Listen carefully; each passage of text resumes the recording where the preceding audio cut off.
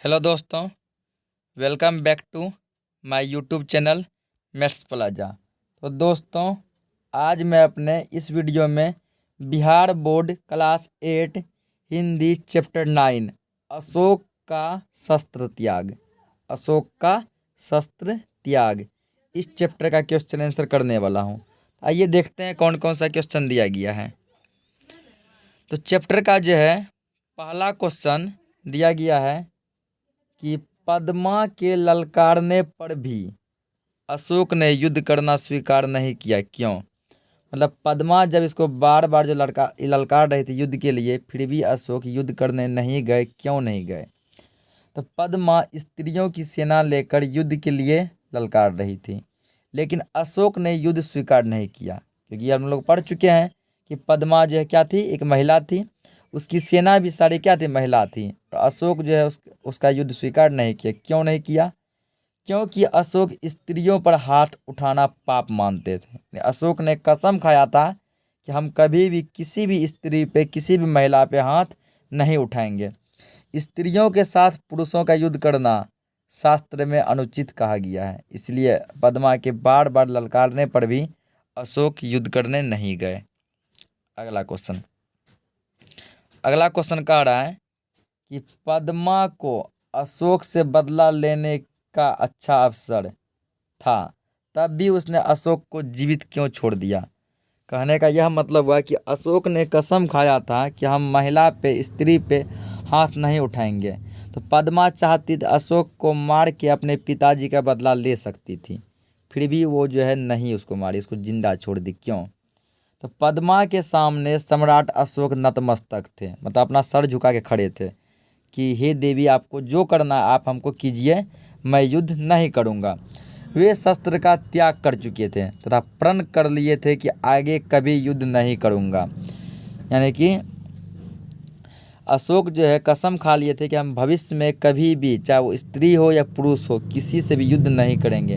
वीर सैनिक कभी भी निहत्थों पर वार नहीं करते, इसलिए पद्मा अवसर पाकर भी अशोक से बदला लेने के लिए उस पर वार नहीं किया और उसे जीवित छोड़ दी, क्योंकि पद्मा भी क्या थी कि वीर थी, और वो कभी भी निहत्थों पे, यानी अशोक के पास कोई हथियार नहीं था, इसलिए उस पर वो वार नहीं की। अगला क्वेश्चन दिया है।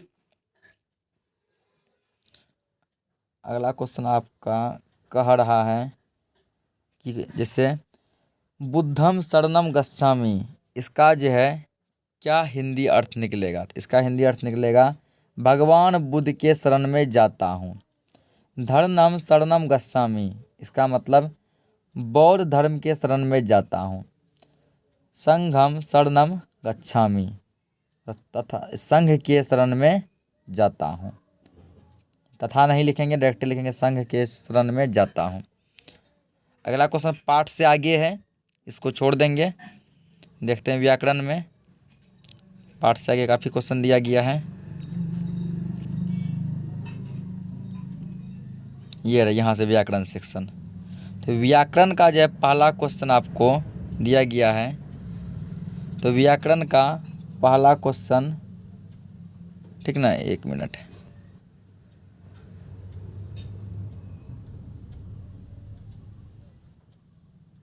व्याकरण का पहला क्वेश्चन कह रहा है कि नीचे 3 वाक्य दिए हैं जो प्रश्नवाचक हैं, उसके बाद पूर्ण विराम है और विस्मयादि स्थितियों को प्रकट करते हैं।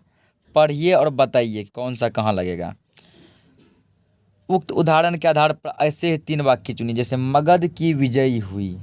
मगध की विजयी हुई, ये क्या है? मगध की विजयी हुई है, यहाँ प्रश्नवाचक लगाया है। मगध की विजयी हुई है, पूर्ण विराम है, मगध की विजयी हुई है। विस्मयादि बोधक यानी कि अल्प विराम यानी कोमा है। इसी तरह कह रहा है कि आप भी जो है कुछ वाक्य चुनिए और लिखिए, जैसे रमेश संस्कृत पढ़ा है, क्वेश्चन मार्क दे दिए, यानी कि प्रश्नवाचक हो गया। रमेश संस्कृत पढ़ा है, फुल स्टॉप दे दिए, रमेश संस्कृत पढ़ा है। यहाँ कोमा दिया, यहाँ पर भी आप कोमा दे सकते हैं, ठीक ना। विस्मयादि ऐसे होता है, ऐसे एक बार देख लीजिएगा बुक में, शायद ये वाला चिन्ह दिया होगा, ये वाला ऐसे करके हो सकता है, ठीक ना। यहाँ कोमा आ गया मिस्टेक से। तब यदि ऐसा चिन्ह दिया और यहाँ पर भी ऐसा चिन्ह आ जाएगा। अगला क्वेश्चन देखते हैं। वाक्य में प्रयोग करके शस्त्र और शास्त्र में अंतर स्थापित कीजिए। कहता है कि शस्त्र और शास्त्र में क्या डिफरेंट है। तो शस्त्र का मतलब होता है हथियार, ठीक ना। जैसे मान लीजिए बंदूक हो गया, तलवार हो गया, गदा हो गया, धनुष हो गया, ये है शस्त्र। शास्त्र का मतलब कोई होता है कि धर्म ग्रंथ। तब ना हम लोग कहते हैं कि शास्त्र में ये बात लिखा गया है, शास्त्र में ऐसा करना गलत है। शास्त्र कहता है कि ये काम जो है हमारे लिए बिल्कुल ही सही नहीं है, ठीक। तो शस्त्र मतलब हथियार, शास्त्र मतलब समझ लिए एक तरह का ग्रंथ। तो शस्त्र से युद्ध होता है, अगर दोनों में डिफरेंट है। शस्त्र से युद्ध होता है, ठीक ना। शस्त्र से क्या होता है, युद्ध। और शास्त्र अध्ययन योग्य है। और शास्त्र एक ग्रंथ है, एक बुक है, ये पढ़ने लायक है। शस्त्र से युद्ध होता है। तो अंतर स्थापित कीजिए कह रहा है, तो आपको जो ये 1 2 नहीं लिखना, ठीक ना। आपको लिखना है शस्त्र से युद्ध होता है, फुल स्टॉप नहीं देंगे, लिखा और शस्त्र से युद्ध होता है और शास्त्र अध्ययन योग्य है, तब फुल स्टॉप देंगे। अगला क्वेश्चन देखते हैं। अगला क्वेश्चन नहीं, इस अध्याय में, इस चैप्टर में इतना ही क्वेश्चन था। मिलते हैं फिर नेक्स्ट चैप्टर में अगले क्वेश्चन के साथ। तब तक के लिए जय श्री राम।